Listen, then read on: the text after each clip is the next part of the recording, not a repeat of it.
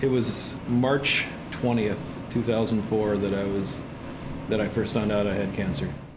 I'd been having back trouble, back pain and whatnot, and after the doctor had tried physical therapy and steroid shots that were unsuccessful, he scheduled me for an MRI, and this was on a Friday night, and I was supposed to get the results like the next Wednesday. So Saturday morning, bright and early, I'm heading out the door and the phone rings, and it's my doctor, and he said that there was some stuff on the MRI that shouldn't be there, and he needed to talk to me. And I said, well, I would like to, but I can't. I'm going golfing.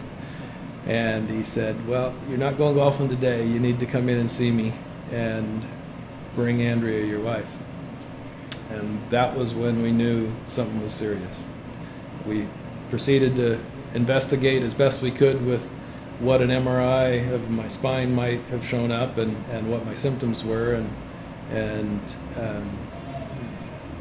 but we found out a few hours later from my doctor that it looks like I have cancer.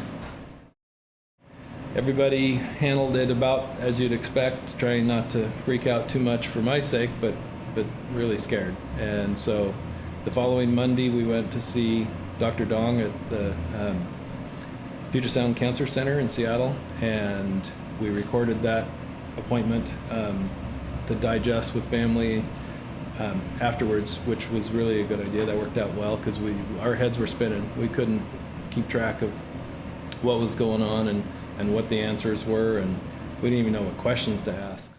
So the next few weeks was a battery of tests like I never could imagine. Lots and lots of tests to try to find out what kind of cancer I had, and it was apparently hard to determine because I was 46 years old, and the normal person that's diagnosed with my cancer is 65, according to my doctor.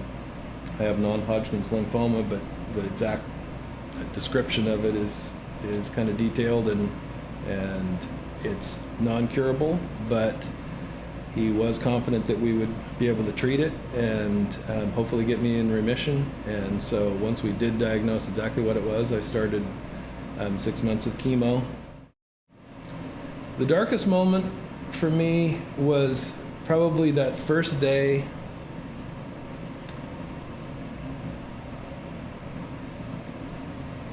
finding out I had cancer and knowing that my family had to deal with knowing that their husband or dad or son had cancer, and we didn't know what that was going to look like or where that would go, and I hated the fact that they had to go through that. Yeah, I would say that the inspiration that kept me going and kept me from really freaking out about it is the stability and love I had from my family, but I really turned my life over to God. From about day 2, I decided if I'm going to have cancer, I wanted God to use it in some way to help people, and I don't know what that's going to look like, but for the last 7 years I've tried to allow God to use me in any way He can to help people, especially people with cancer. But my doctor recommended, when I asked for more details in regard to what to expect going forward, he felt like it would be a good time to meet with some special lymphoma specialists at the Fred Hutch over there at Seattle Cancer Care Alliance. And so he set up an appointment for me, and they reviewed my records and test results and all that kind of thing, and then explained to me what I could expect going forward. My cancer has subsequently come back about a year ago. We're veterans of this now, and you just have to deal with it as it comes, and like I said before, it helps to put my faith in God and trust Him.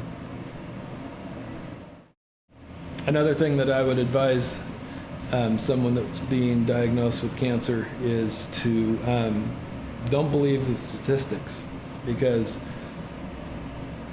in my own life and in the lives of people I've come to know in the last 7 years since I was diagnosed, I've seen a lot of people outlive their statistics and their prognoses, and not just outlive but thrive in their situation. And when you first find out you have cancer, it's so scary, because we all associate just horrible things with cancer, but so many people live with cancer now and are cured from cancer and go in and out of remission and have a wonderful quality of life. Thank goodness that the doctors have the technology and the wherewithal to be able to treat people, and they do an amazing job. I know so many people that thought their life was over when they were diagnosed, and for many it was just really just getting started the way it's supposed to be for the rest of their time. It's been such a growing experience for me to prioritize my life and focus on the things I care most about, and I see it as a blessing.